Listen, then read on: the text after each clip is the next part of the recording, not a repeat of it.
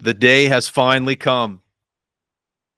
Ken Reid, High Button Sports, the podcast. The day is here. How are you, sir? Great, Belly. First off, greetings and salutations from Pictou County's first sports family. I got a message to the great Mike Sim. He said to say hello.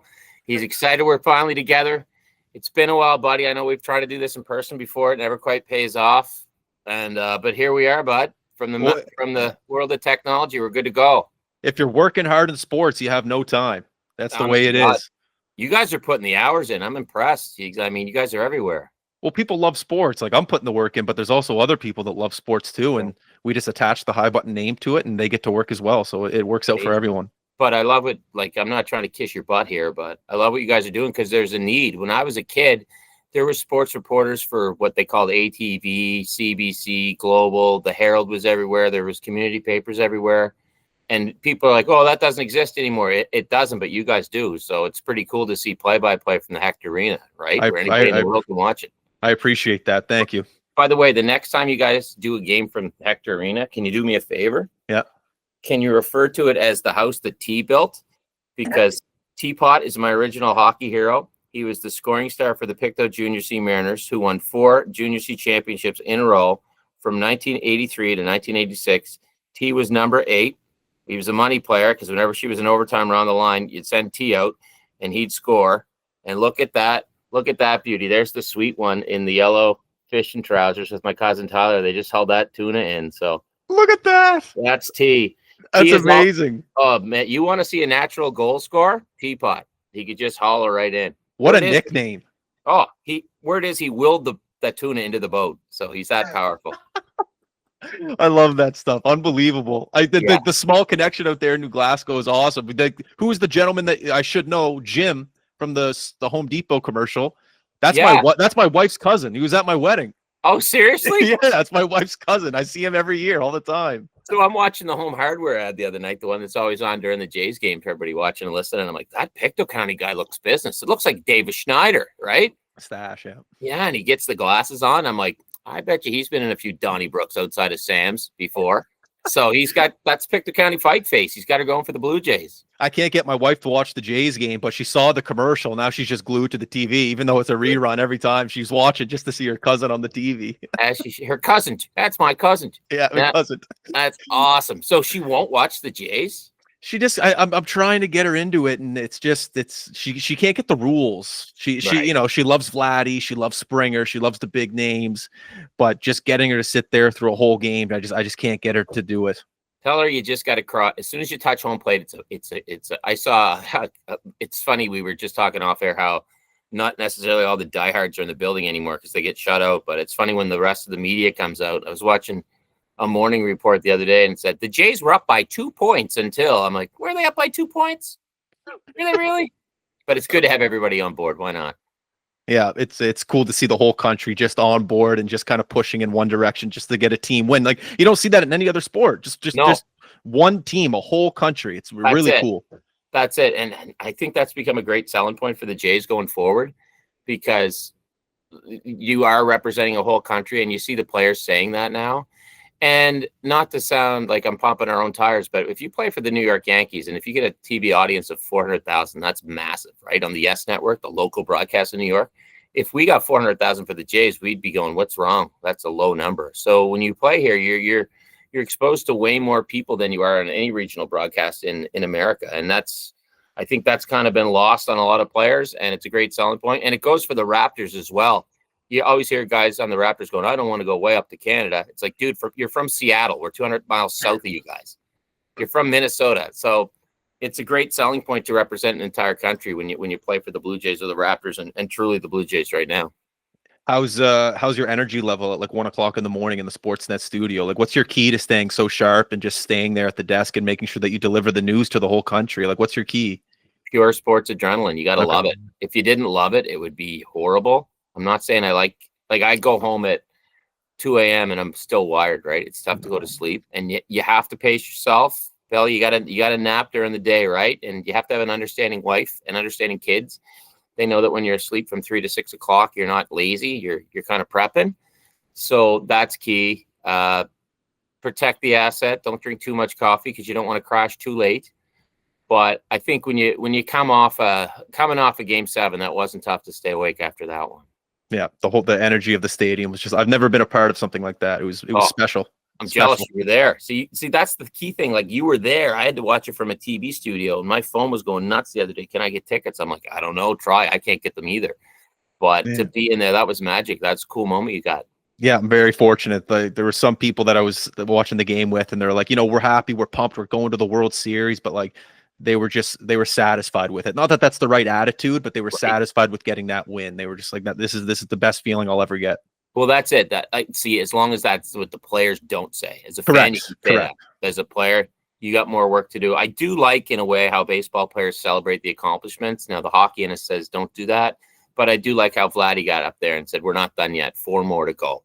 Yeah, 4 more to go. I find the older I get, I'm kind of getting cooler with the baseball guys, popping champagne after all the time. Like, you got to enjoy the wins in life. You're an athlete, you don't win that often. Like, I don't care what level you're at. My little guys team, they were just in a tournament in Barrie, and they lost in the final, and they're all heartbroken. So it's like, you know what? If you do manage to win a tournament this year, whoop it up, kids. Go ahead. I got to ask, how did you enjoy the grind back in the day? I was talking to John Sim this morning, our mutual friend, and he was saying that Pictou County correspondent. Yes, correct. I had to get some dirt on you. I had to find something. Awesome. And he was just saying back in the day, like, your grind of like even just doing the clock, not even doing commentating, not even talking to players, but just like grinding it out and like making a name for yourself in the place you grew up. Like, how did you turn that into fun, into passion, into almost tricking your brain into like, this is going to be a bigger and better thing down the line?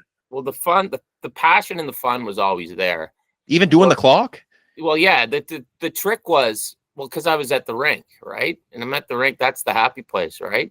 Like, oh my God, it was amazing. And watching Simmer, I was very fortunate because my brother played. I was the guy that played Bantam C. I'd play Bantam D, and then the second year I'd play Bantam C, then Midget D, then Midget C.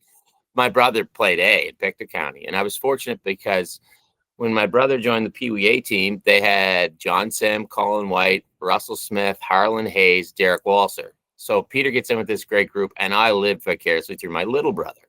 So when they won the Nova Scotia title, and then they went to the Atlantics, and Peter scored the tying goal assisted by Walser with 50 seconds to go, and it goes to overtime. And so I was fortunate to get to see John and Colin and Russell and Derek and Harlan all take these steps to the next level. So I loved it. And just being in the rink, I loved it. And I knew I always wanted to do it. Since I was 8, I knew I wanted to do this. And then, I went to school for it, and I came out of school, and then it's like, what it's like, how do I find a job? And so Charlie Keating, who owned the Dartmouth Olin Exports, gave me a break, and I started volunteering, doing play-by-play at Channel 10 Dartmouth for Mike Sims' team, the Dartmouth Olin Exports, Jimbo's team. Yeah, shout out to Mike too, and Jimbo. Yeah. Absolutely, Jimbo, shout out. So I did that for 2 years and 2 months, and I'm working at Access Channel 10, on Victoria Road in Dartmouth. And I'm making $8 an hour, and I want to get a job at ATV or at Sportsline with Doug Vason. I had an audition at CBC to do that on the weekends. Bruce Rainey hooked me up with that. I didn't get it. And after like a year and a half at Channel 10, I love doing the play-by-play for the Dartmouth Olin Exports. I love it.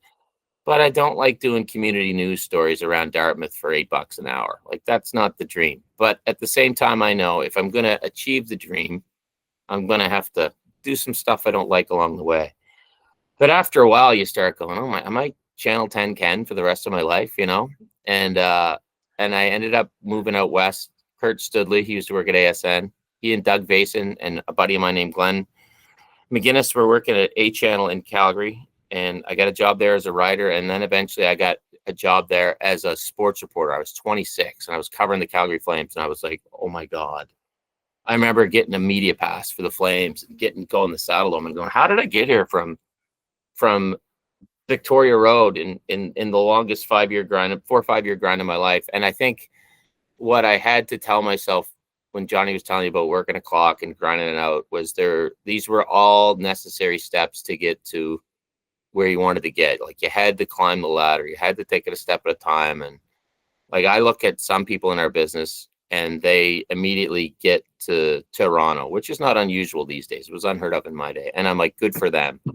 But that just wasn't my path. And I had to had to grind it out. And I worked before I got to Sportsnet. I can count them for you. I worked at Channel 10 in Dartmouth. I volunteered doing some Eastlink hosting for Mooseheads.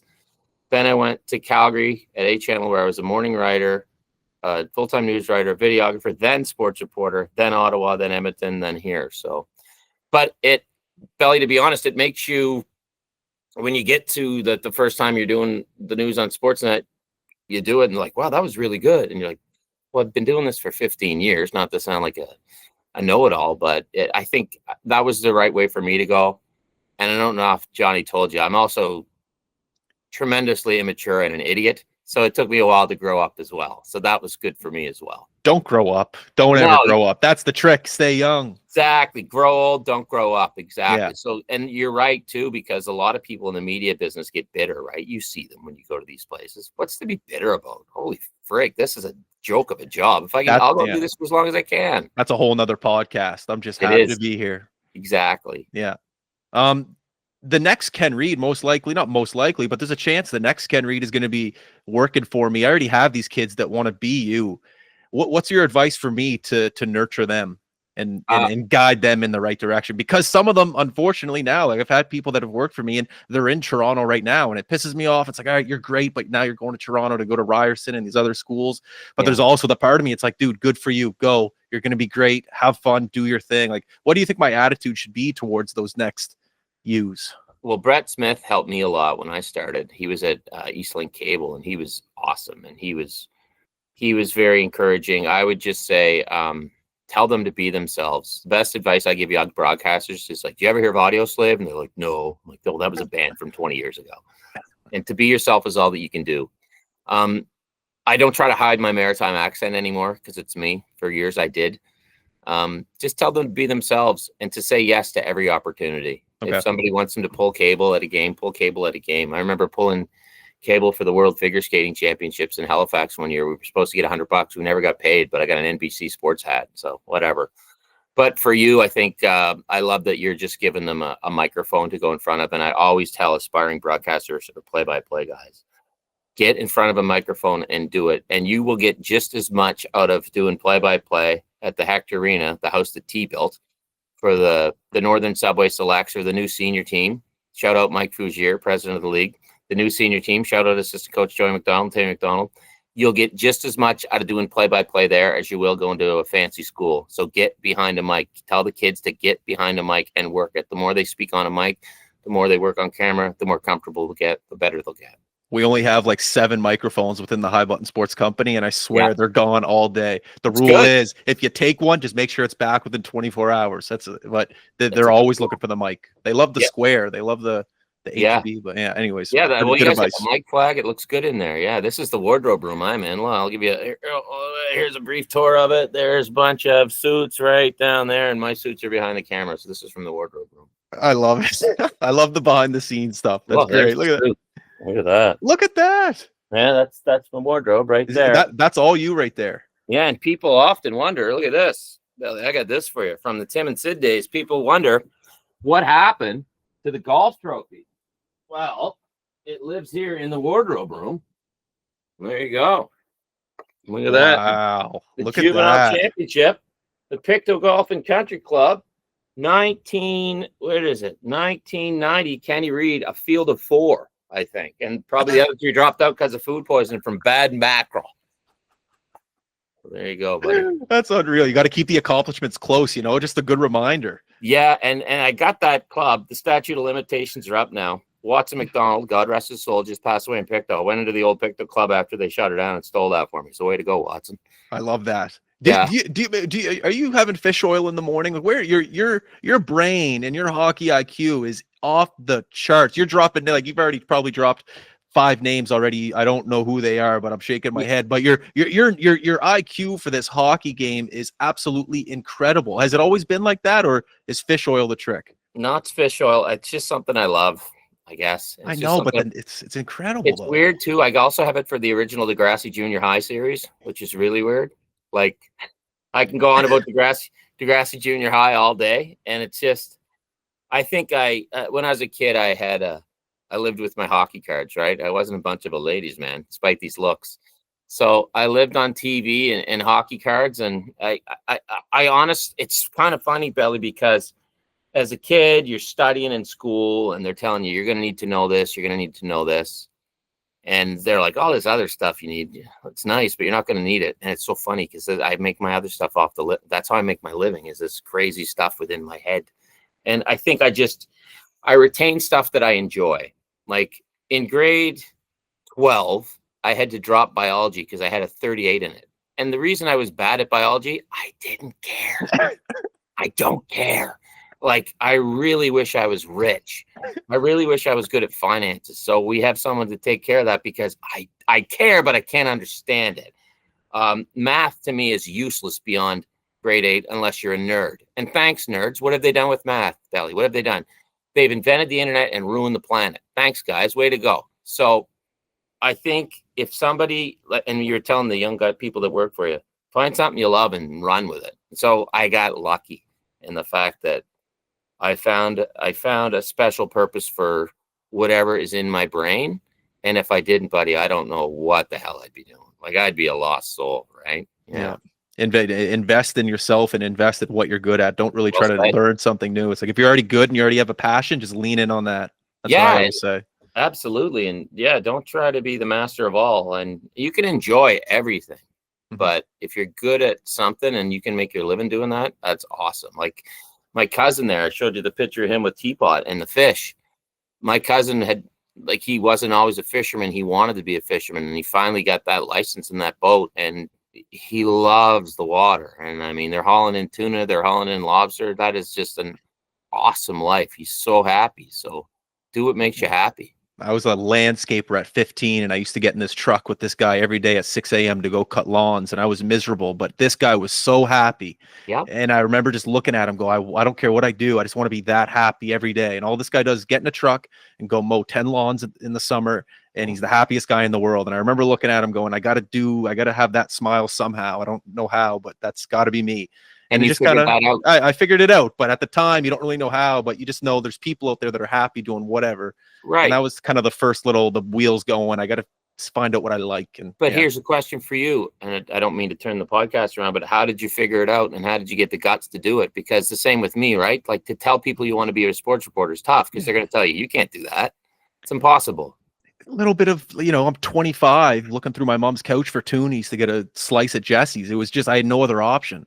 Couldn't work at the bank. I couldn't work at Kent in the lumber yard. I couldn't work at, my mom's spa. My dad was a military diver. I hurt my ear playing hockey when I was a kid. I couldn't go 2 feet underwater, so I couldn't be a diver. I was just kind of like forced into something. I was, like I said, 25, 26. And I was like, I'm going to give myself 1 year to do whatever the hell I want to do. Because my whole life I was listening to other people. So I just said, okay, 1 year, do what you want to do, Justin. And it kind of turned out I was right. I just kind of kept doing this thing, and one thing led to another, and then all of a sudden I have commitments for the next 12 months I have to do. And in this business, you have to be a man of your word. So there was times where I was flat broke, had to get out to wherever, Churro, somehow figured out a way to get out to Churro, no car, no money, but somehow figured it out, went and mic'd up this kid in Churro, yada, yada. One thing leads to another. That guy has a cousin that lives in Pictou. He wants to be mic'd up. Okay, they're going to pay me X amount of dollars to mic him up. Okay, that's half my rent for my parents' place. Like, now, and then all of a sudden it just starts rolling. So it was just kind of based on pressure. Like, I had nothing else to do other than this one thing, one avenue, and you just don't really have a plan B. You just go plan A. That's it. I'll die on this hill, and that's kind of how it all happened. Yeah. Good for you. I mean, that was cool, because they interviewed Nathan Lucas the other night after the win, and 10 years in the minors, and they said, what was your plan B? And he said, I didn't have a plan B. Like, that's crazy. So if you damage the ear, you're not jumping off the Dartmouth ferry behind you, eh? No, well, I will. I'll just make sure I stay above water. I'll just somehow float up really quick. Is that the one that Ricky and Bubbles trashed after the April Wine concert, or what? No, it very well could have been. It very well could. Ricky was on my flight actually the other day up to Rob's Toronto. Awesome. Yeah, Rob's he was a great up there. Guy. He's a wicked fellow. There was a guy in our terminal, and he had a shirt that just said Ricky, Julian, Bubbles, Randy, and Leahy, and he didn't see that what's his name? So not Ricky. Rob was like over in the corner, but Rob saw him. So Rob gets up, walks over, shakes his hand, and I've never seen a grown man just act like a kid. He's like, oh my God. Rob and JP and Mike, they're such nice guys. And I mean, the beauty of being Mike is he can blend in. People don't know it's him, but Yeah. I'm also amazed when I walk around, and I like to think of myself as an observer of people, and I like looking for a good story, and my head's always moving. I'm amazed in Canada, and it's a really good thing, how somebody like Rob can just walk through an airport, and people, like, if he was like, The but glasses.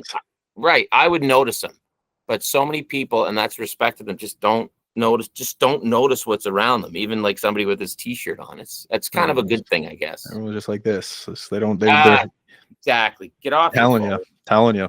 Oh my God. Get me started. So where do you find time to write novels? You're arguably the busiest man in Canadian sports broadcasting. Where do you Yeah. find time to sit down and write?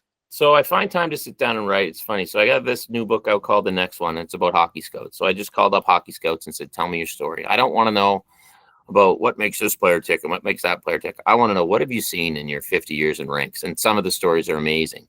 So the way I find time is, there's a great book called The War of Art. And basically a lot of writers, like the romantic look at writers is you sit around until you're inspired, and then you put your cardigan on and you light your pipe and your candles and you write by the ocean.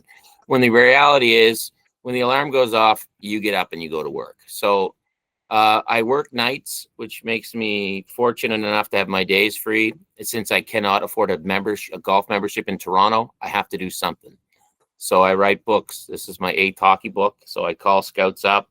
They say, you got to call this scout too, record my interviews and craft them into a story. And I get a book out of it. So writing is work. It's not the role. It's not the general picture people have things.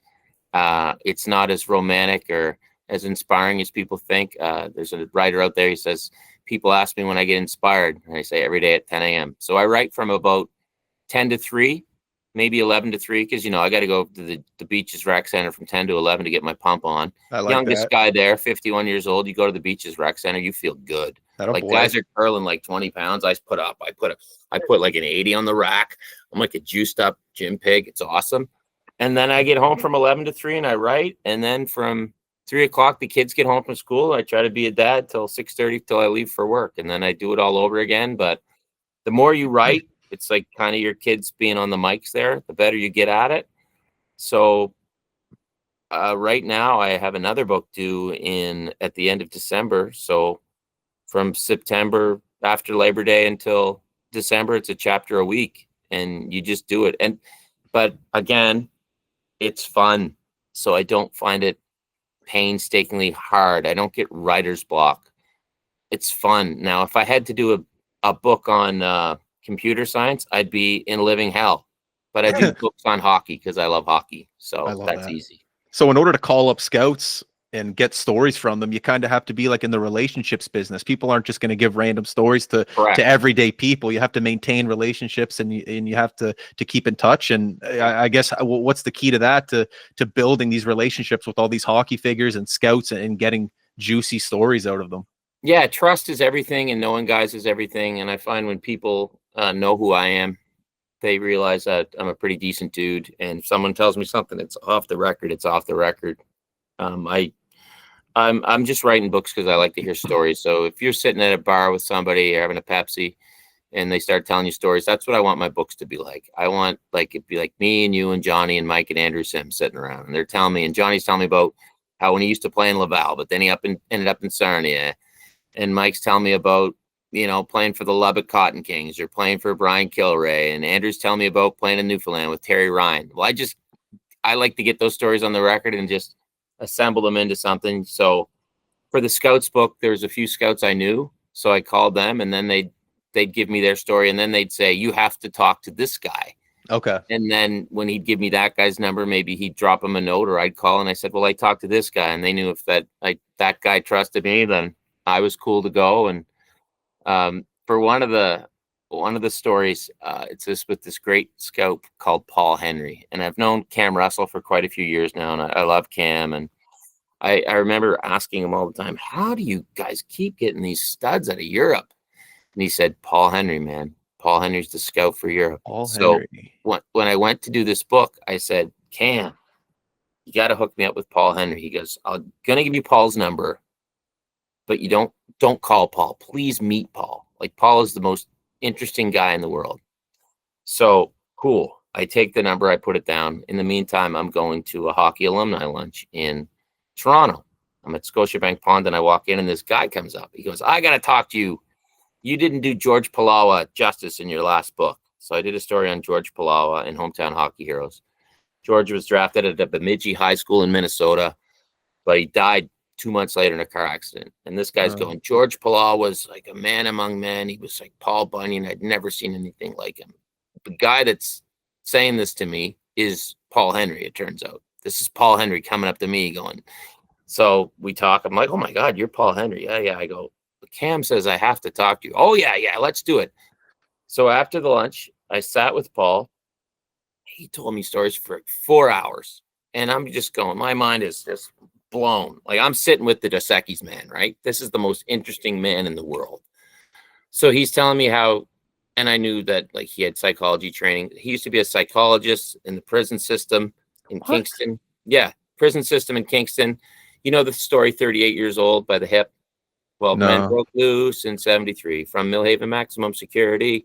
Paul goes, it was 15. One came back because of the flies, so 14 escaped. I go, what? He goes, yeah, I was the psychologist at the prison at the time.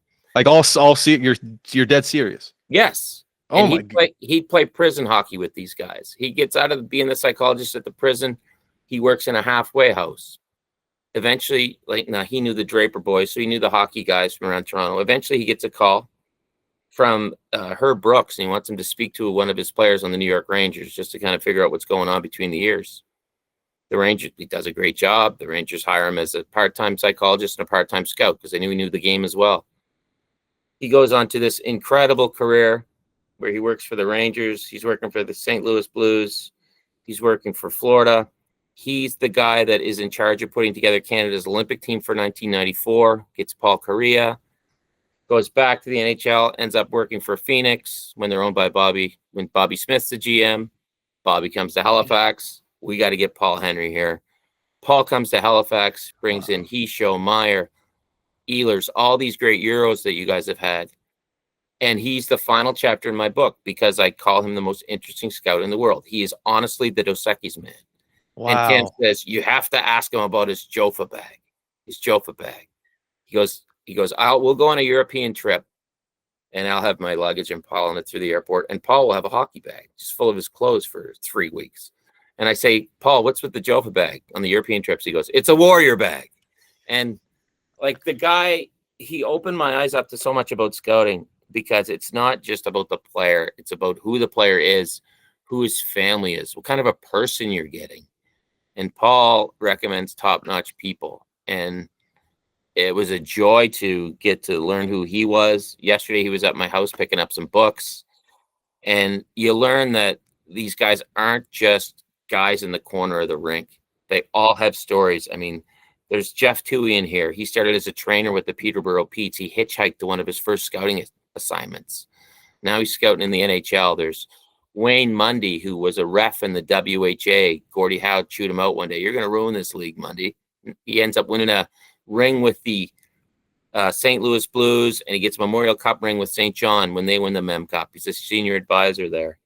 There's one guy who's a musician who became a hockey scout. It was everywhere, and it was so nice to know that these guys who get no publicity, you know that, like you were scouted, somebody recommended you. And the other thing I learned is and the scouts will all tell you this, there's no such thing as a bad scout.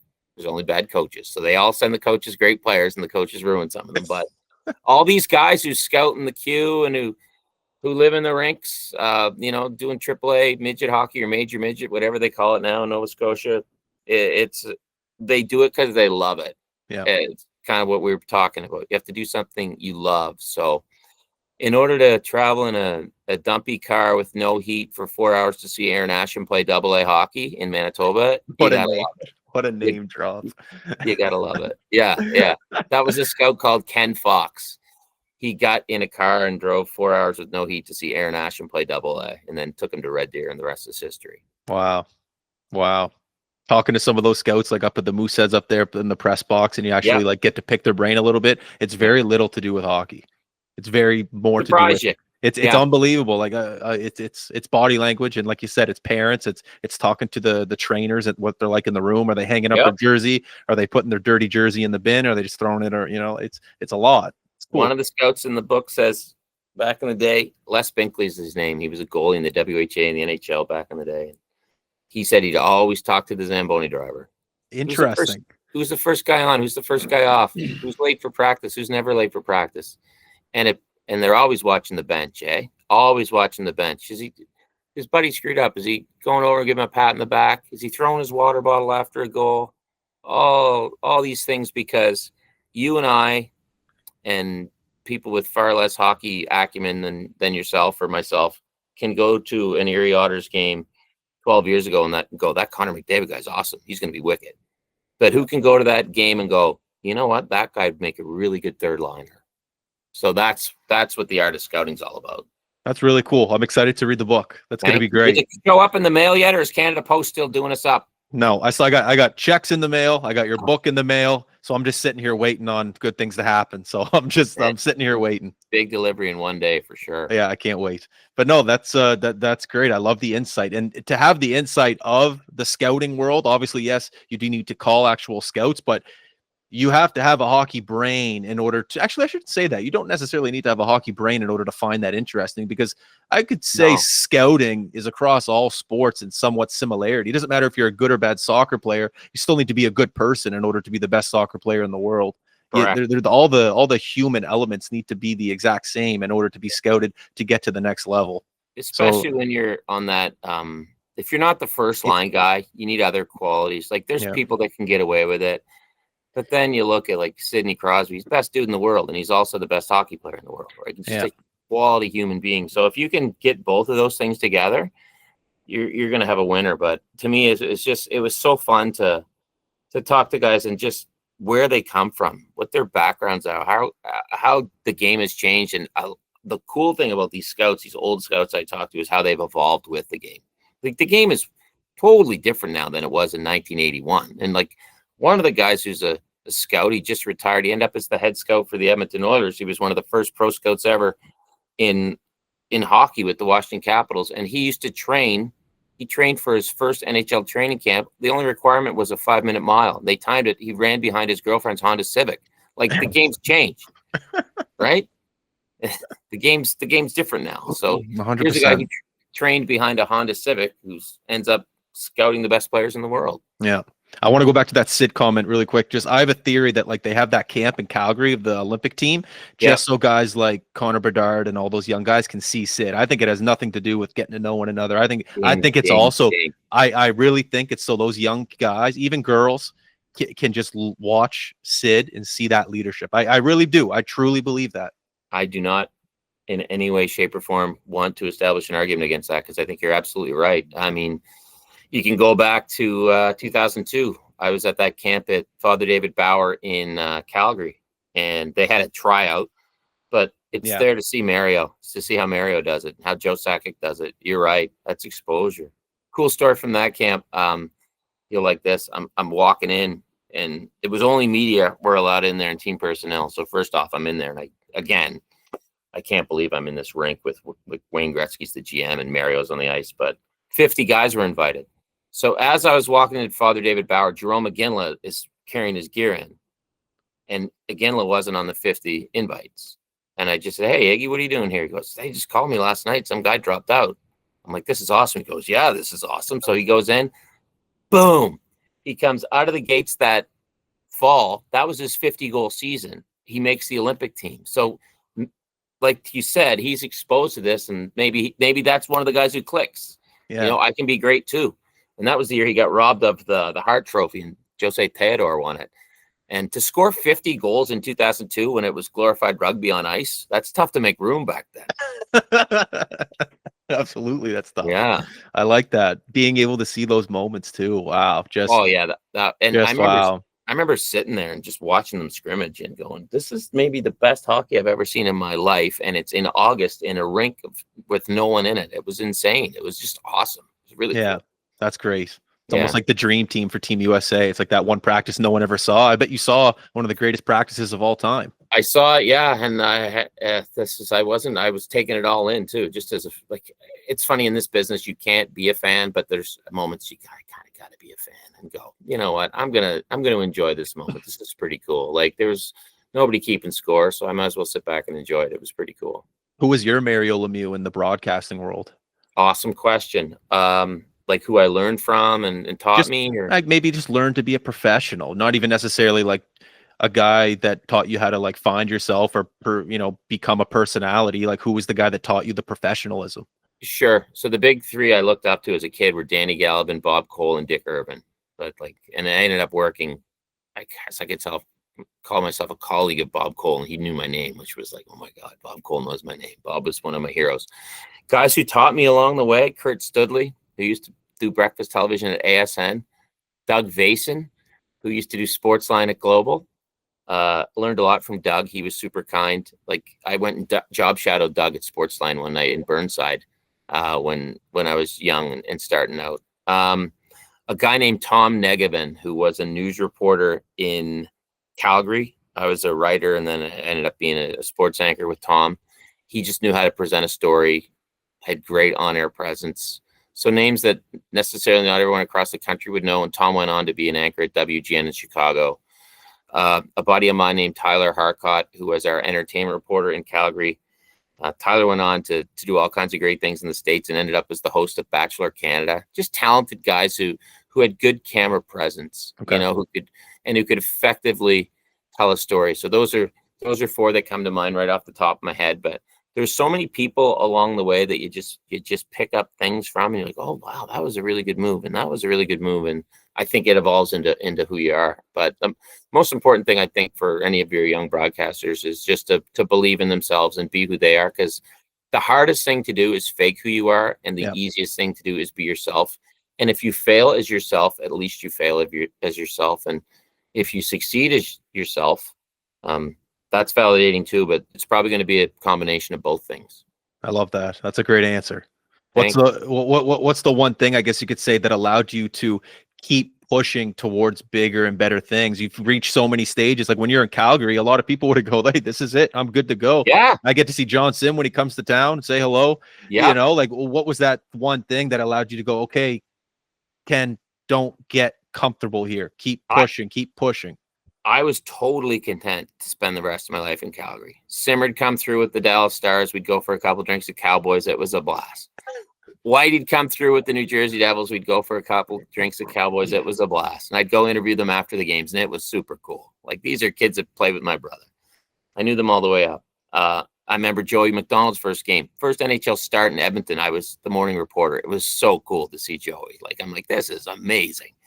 But I think, I was totally content to stay in Calgary, but I knew the station I was working at, it was a little financially unsettled. I knew that things might go one way or the other, and people would come and people would go. And I got a call one day from a station in Ottawa, and they said, we'd like you to be our sports anchor. And I was like, okay, give me this amount of money. And they said yes. And I was like, oh God, I got to leave. I didn't want to leave Calgary. It broke my heart. Love that city to this day.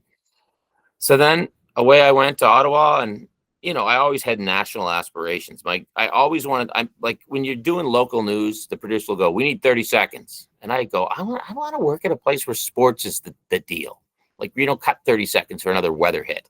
Yeah. So I would send tapes to Sportsnet and TSN when I was in Calgary, and no bites. And then in Ottawa, I got a bite. And then I just wanted to get to the national level. I always wanted to be on Hockey Night in Canada or host a national sports show. And it was always the goal. And I didn't get married till I was older, so I didn't have a family holding me back. So why not give her? And eventually it ended up working out. And the first time you hold a Hockey Night in Canada mic in your hand, you're questioning how the hell did I get here? But then you go, okay, I'm here for a reason. We're not all young Kyle Bukauskas and doing it at 22. For some of us, it takes us a while, right? Jeez, when that guy's in the office, there must be a buzz, eh? Kyle's here. Just for his hair. I can't believe he wears a high button hat. I gave it to him. I thought he'd never wear it, but he puts it on, and he's covering the head of hair up. Kyle's the nicest guy in the world. So I'll tell you my Kyle story. So I'm coming to work one day. I'm anchoring the show, and there's this young kid, and he's in a suit. And I go, who's that guy? I like that guy. And there's a lot of people downstairs, right? And you don't necessarily get to know everyone, but I'm like, I'm going to introduce myself to him. And he's like, oh, hello, Mr. Reid. I'm like, well, it's Ken or Kenny. And I'm Kyle. I'm out from out west. And I'm like, this kid's awesome. Like, he just was dialed in. And then our boss, Scott Moore's like, he's 19, but I got to put him on air. And I'm so proud of him. And he's so damn good at what he does. And like, he's got a terrific sense of humor. He's such a nice guy. And he deserved everything he got at an early age. For others, it takes us a while. So for me, I just always had the drive to get there. And ever since I've been here, there's sometimes you want to do other gigs, and they throw me a hockey game once in a while, which is a huge thrill. And I do that. But I am very lucky in my job in that I work playoffs aside when the Blue Jays go on a run or hockey playoffs. I work Monday to Thursday, and I know my hours. So I have 2 boys, so I can be a dad. And if I'm flying all over the place, that's tough. So I always say life comes in chapters. And I'm at a chapter now where I love what I do. And I love that I can get to spend as much time as I can with my kids and my wife. So I'm not chasing anything anymore.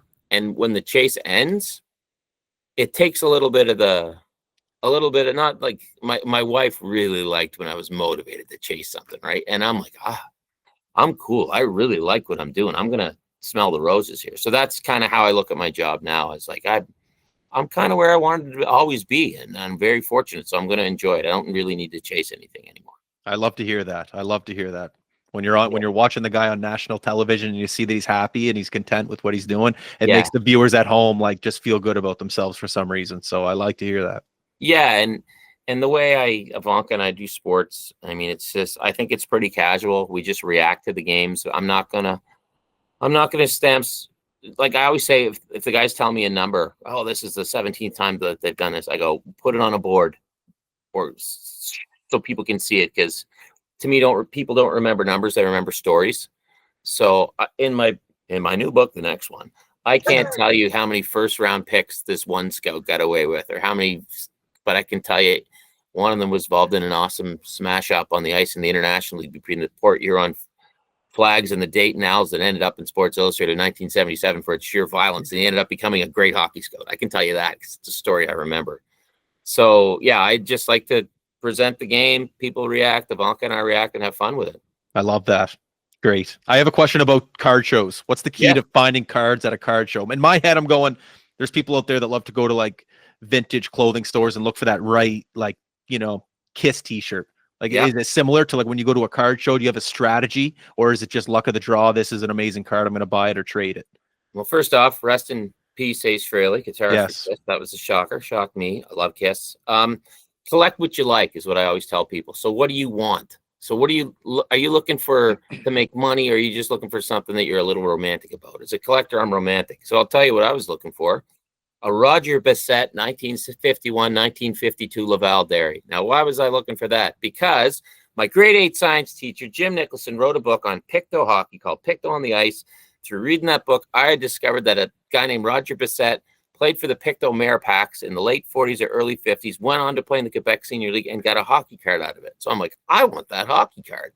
And also in that set, Ross McNeil's father, Duggar McNeil, right? From Duggar's Menswear. Oh, no way. Yeah. So if you go to Duggar's, Ross has the card of his old man on the wall.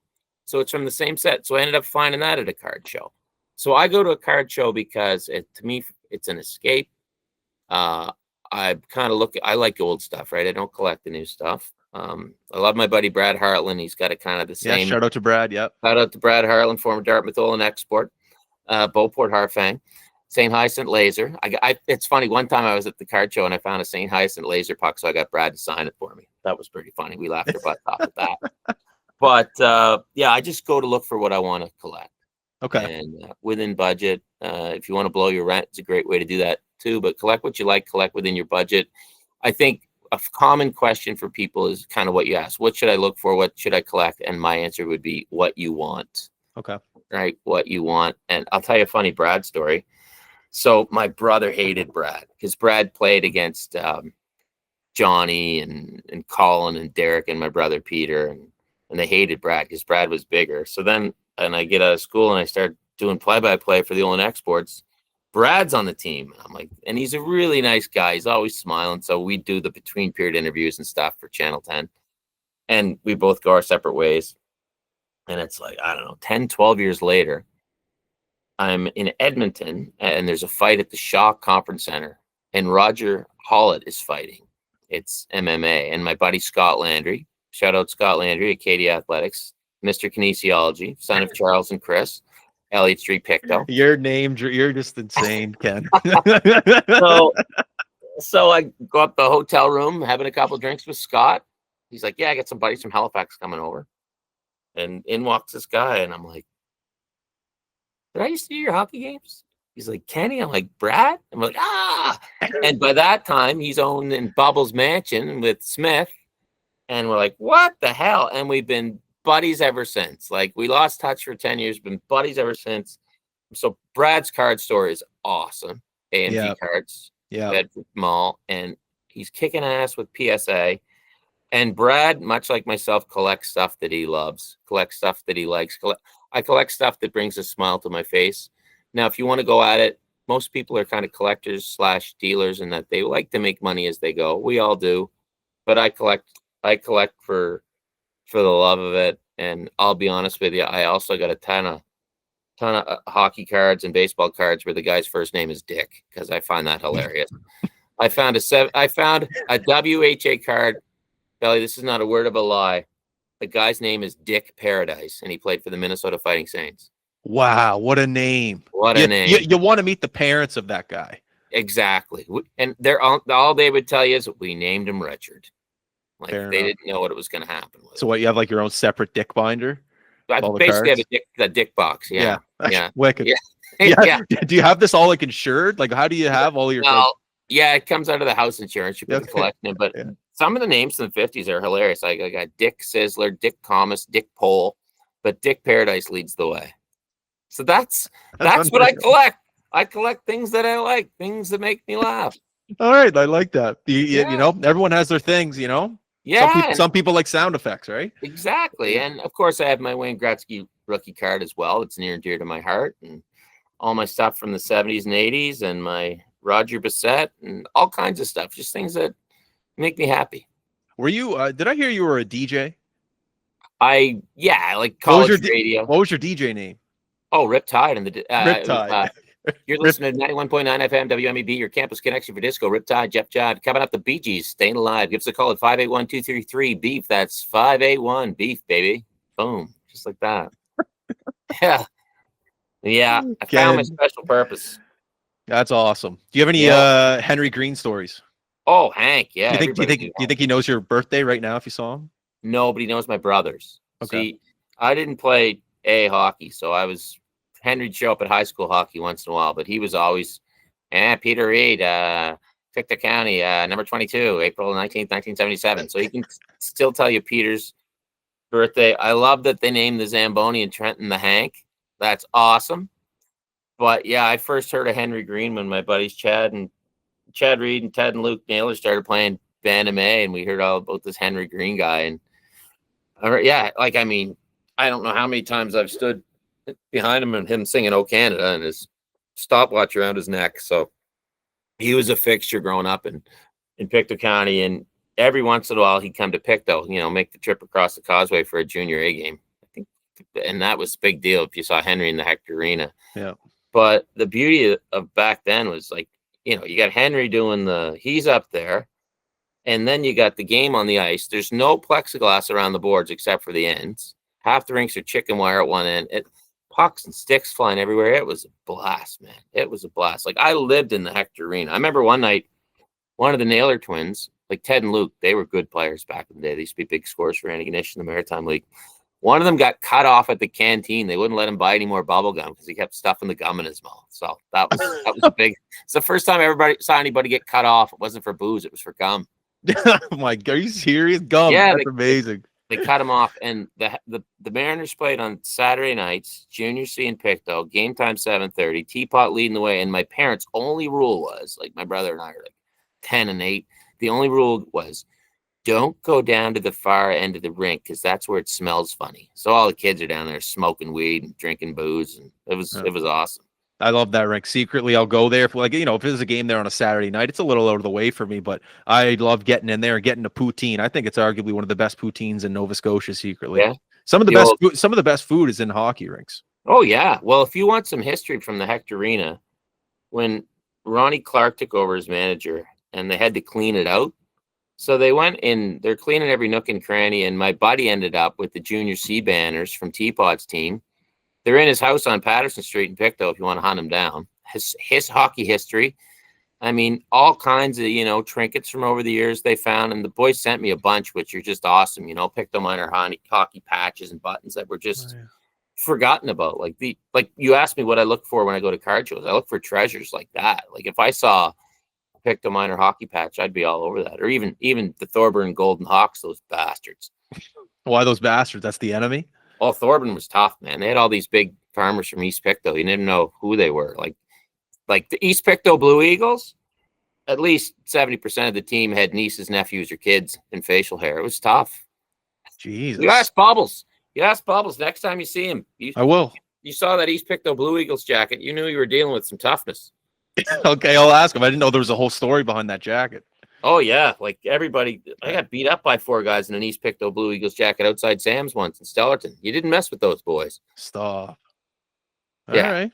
Yeah, that's a whole nother story. Maybe in the summer after a golf tournament. That's high button after hours. Where can people find the book? You can find the next one wherever fine books are sold. You can get it on Amazon, get it at Indigo, Kohl's, wherever you can buy books in Halifax, you'll be able to buy the next one. So please go out and buy it. And I implore you, buy 20 copies each, because if you do, I can retire. Not that I would, but you don't write books in Canada to get rich. You write them to spread good stories. So I think any hockey fan would love this, because it's about guys and girls who don't get the credit, but who really put the game in motion. It'd be like in TV, right? Camera guys, sound guys, they don't get the love, but they deserve it. So I'm happy to shine a light on them. I love that. Christmas is around the corner too, folks. So if you're listening, make sure to pick one up, grab the book. I would recommend, given the time of this podcast, that you go to your local bookstore, buy as many as possible, and give them out for Halloween. Sorry, yeah, Halloween. What you to give out for Halloween? Because you don't want to be one of those crappy people that gives out like the mini Twix that you get at Walmart for $9.99. Put an effort into Halloween. My mom used to make candy apples, so why don't you go out, buy 250 books, and chuck them into pillow sacks for Halloween? I like that. Christmas is a little far away. You're right. Put a chocolate bar in there, right on the cover, right underneath the cover. You're good. You ever? Is it fun going in, just like signing some random books? Just like going in, you just kind of like go in and sign. No one says anything. I was at Indigo the other day, in Barrie, my son's hockey tournament, as I mentioned, and I went in the bookstore because I am a vociferous reader. I do read a lot, and my books were there. I hadn't seen them on the shelves before, and the lady comes by. She said, "Can I help you?" I said, "I wrote this. Can I sign them?" And she's like, "Yeah. How many?" I said, "As many as you'd like." She goes, "How about you sign a dozen?" I said, "Sure." And here's the trick, Billy. This is why you sign books in bookstores when you're an author. So if anyone's an author out there, listen up. By the way, I'm not an author. I'm a dude who wrote a book. But in the book business, if bookstores don't sell books, they can give them back to the publisher, which I never knew before. But if they're signed, they can't. So sign your books and they can't give them back. That's a good little trick. There you go. Like that. Is that a dresser behind you, or is that just like fake wood? No, when we moved in, we had a bunch of extra flooring. So we just made like a little wall to cover all like the sewage pipes down here in the basement. That's good. So let's say that sewage pipe, you wanted to bring that flooring back, you could. But if you signed and autographed the sewage pipe, then you couldn't do it. Okay, I like that. I'll do that for all the tidbits in my life. Just sign everything so I can keep it. Well, that's just it. I like that Victoriaville back there too. Is that a straight blade? Yeah, straight blade. That's Doodleace, met our coworker here. He just had it in his house, and we were trying to fill this wall when we first moved in, and we thought that was a good little tidbit. We got a bunch of stuff back here. If you ever, when you're here in the summer, you'll have to come by and stop and just take a look around. We got some really cool stuff. Yeah, it's weird. I can't get home much in the summer anymore. It stinks now that the kids are playing all this baseball. But, you got a golf tournament every year, and you down here, you got something. Yeah, I do the Galvin. I think this year was quick in and out, but yeah, I'm around. How far are you from downtown? 10 minutes, right up the rotary there, in between like Spryfield and Armdale there, like just right off Herring Code Road. Home of Al Brown. No, yeah, I don't know who that is, but home of Troy Ryan is what I say. Troy Ryan, absolutely. Jimbo would pay him a few bucks to go out and stir it up at the Old Forum. Yeah, he's Spryfield proud around here. He's he the is. guy. Yeah. Troy's a good dude. My buddy Paul Bromby's a good buddy with him. Paul was a big basketball star at St. Mary's. How Halifax basketball star is this? Between his first game at St. Mary's and his last game at St. Mary's, it took 10 years. I'm like, that reeks of St. Mary's basketball back in the day. Back then. Yeah. All right. Well, Ken, I appreciate you. I know you're busy. Please try to get some sleep, because this arguably is going to be the most people will see Ken Reid's face if the Jays are going here to the World Series. You're going to be the face of Canada here. So do it, have fun, ride it out, and just make sure that you enjoy it, because we're going to enjoy it watching you on TV. So thanks. I want to say we had about 6 million tune in for Game 7, in and out parts of, and then we had 1 million watch our show. So if I just con those people into buying the book too, I'd be set. Just ask Sportsnet if you can keep the book right on the desk while you're talking. Just like keep it right there. Yeah, let's just book for it. Wait in a Halloween bag. Yeah, give it away for Halloween. That's the plan. All right, Ken, once again, thank you very much. I really do appreciate your time, and best of luck with the book and moving here with the World Series. So thank you. Thanks, Justin. Love what you guys are doing, buddy. Awesome. Thank you, Ken.